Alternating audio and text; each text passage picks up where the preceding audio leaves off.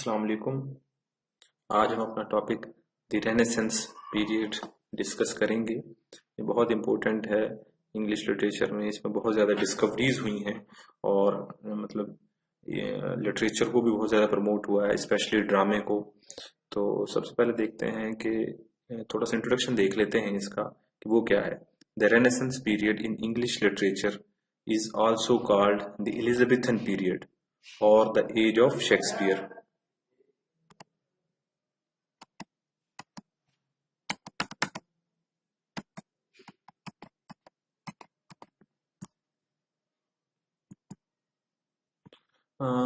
Renaissance means rebirth, मतलब दोबारा से किसी चीज का पैदा होना। बर्थ का मतलब जैसे आपको पता है पैदा होना, रीबर्थ दोबारा से किसी चीज का पैदा होना। और इसकी एज है from 15 to 16। The word was reborn, दोबारा से पैदा हुई। इन मैनी वेज, कई तरीके से। द रेनेसेंस बिगेन, शुरू हुई इटली से, specially in art and architectures. इन दो फॉर्म्स में शुरू होती है, इन आर्ट में और आर्किटेक्चर्स में। As England became the most powerful nation of the world in the late 16th century, so new ways were discovered and new ways of seeing and thinking developed. क्या कहते हैं? As England became the most powerful nation, जैसे England की जो कौम थी वो बहुत ज्यादा ताकतवर हो गई थी दुनिया में 16th सेंचुरी के आखिर में। तो उन क्यों पावरफुल हो गई थी? बिकॉज ऑफ नॉलेज, उन्होंने नई डिस्कवरीज कर ली थी। So with the fall of कस्तंतुनिया in 1453 AD by the invasion of the Turks. ठीक है। The essence of this moment was that, इसकी जो रूह है इस मोमेंट की वो क्या है? मैन डिस्कवर्ड हिमसेल्फ, कि इंसान ने खुद को दरियाफ्त कर लिया, इन द यूनिवर्स और कायनात को। And that man so long blinded had suddenly opened his eyes and seen. क्या है कि मैन सो लॉन्ग ब्लाइंडेड, के आदमी बड़ी देर तक अंधा था और उसने अचानक से अपनी आंखें खोली और देखा। फिर क्या हुआ जी? The flood of Greek literature, the new art of printing carried swiftly to every school in Europe, revealed new word of poetry and philosophy. Some important discoveries of Renaissance, along with the revival of learning। जब हमने देखा learning को revival किया, दोबारा से देखा है चीजों को।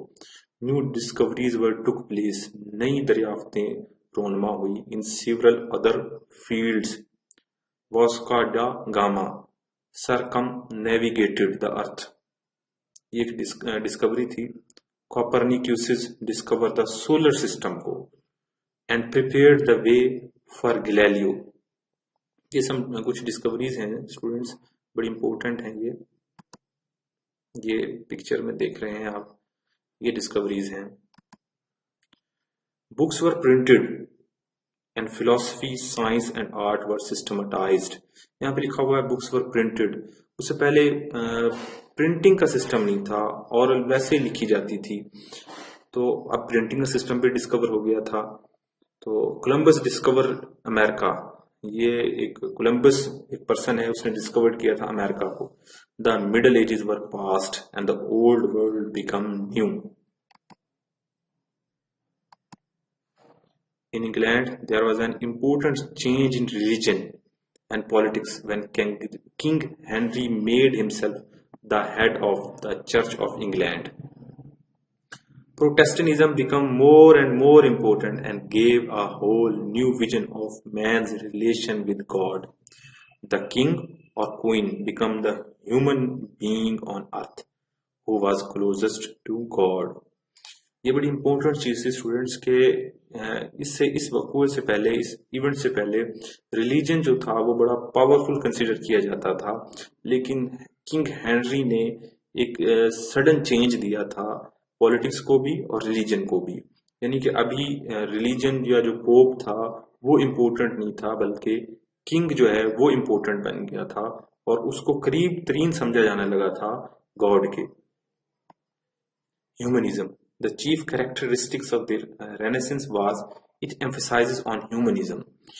इसका मतलब है कि बड़ी अहम जो बात थी रेनेसेंस की वो ये थी कि वो ह्यूमनिज्म, इंसान पर, यानी कि इंसान को इंपोर्टेंस देना शुरू कर दी थी, विच मीन्स, जिसका मतलब है मैंस कंसर्न विद हिमसेल्फ, इंसान का ताल्लुक जो था वो खुद से था, as an object of contemplation, यानी कि खुद को उन्होंने गौर फिक्र का एक महवर बना लिया था। Another aspects of humanism was that man came to be regarded as responsible for their own actions, as Cassio says to Brutus in Julius Caesar. ये प्ले है जूलियस सीजर जो शेक्सपियर का। शेक्सपियर अपने इस प्ले में क्या लिखता है, the fault dear Brutus is not in our stars but in ourselves that we are underlings. उससे पहले ये था कि आपने जैसे देखा है इडिपस रेक्स है प्ले में, उसमें मतलब फेट को रिस्पॉन्सिबल करार दिया जाता है। अभी यहाँ भी ये था कि शेक्सपियर कह रहा है कि इंसान के अंदर गलतियां होती हैं और उन गलतियों का खमियाजा इंसान भुगतना भुगतता है। गुड बाय, अल्लाह हाफिज।